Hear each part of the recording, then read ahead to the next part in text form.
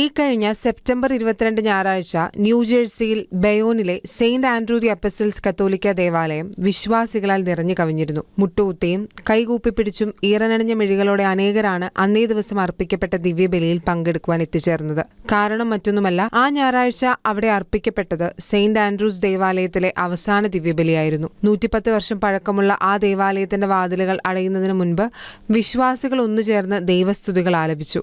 കഴിഞ്ഞ 6 മാസമായി ദേവാലയത്തിന്റെ ഭാവിയെക്കുറിച്ച് ന്യൂയോർക്ക് അതിരൂപതയും ബയോൺ നിവാസികളും ചർച്ച നടന്നു വരികയായിരുന്നു.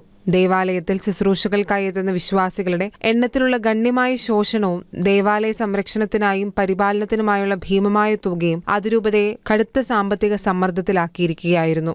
പ്രദേശവാസികളുടെ അപേക്ഷയെ മറികടന്നുകൊണ്ട് പരിപാവനമായ ആ ദേവാലയം അടച്ചുപൂട്ടുവാൻ അതിരൂപതയ്ക്ക് തീരുമാനമെടുക്കേണ്ടി വന്നു. അനേകം ജ്ഞാനസ്നാനങ്ങളും വിവാഹങ്ങളും ദിവ്യബലി അർപ്പണങ്ങളും കൂദാശ പരികർമ്മങ്ങളും നടന്നു വന്നിരുന്ന ദേവാലയത്തിൽ നിന്ന് വിങ്ങലോടെയാണ് അവസാന ബലിയർപ്പണത്തിന് ശേഷം വിശ്വാസികൾ പടിയിറങ്ങിയത്. ശുശ്രൂഷകളുടെ അവസാനം ദേവാലയവാതിൽ അവസാനമായി അടയ്ക്കുന്നതിന് മുൻപ് ന്യൂയോർക്ക് അതിരൂപത അധ്യക്ഷൻ ബിഷപ്പ് ജോസഫ് W. ടോബിൻ വിശ്വാസികൾക്ക് സമാപന ആശീർവാദം നൽകി. ഒരു കാലത്ത് അനേകർക്ക് ദിവ്യനാഥനെ പകർന്നു നൽകിയ വേദനകളിൽ ആശ്വാസവും ആലംബവുമായിരുന്ന വിശുദ്ധ അന്ത്രോസിന്റെ ദേവാലയത്തിൽ ഇനി പള്ളിമണികൾ ഉയരില്ല, മെഴുകുതിരി നാളങ്ങൾ തെളിയുകയുമില്ല എന്ന വേദനയാൽ വിശ്വാസികൾ പടിയിറങ്ങി.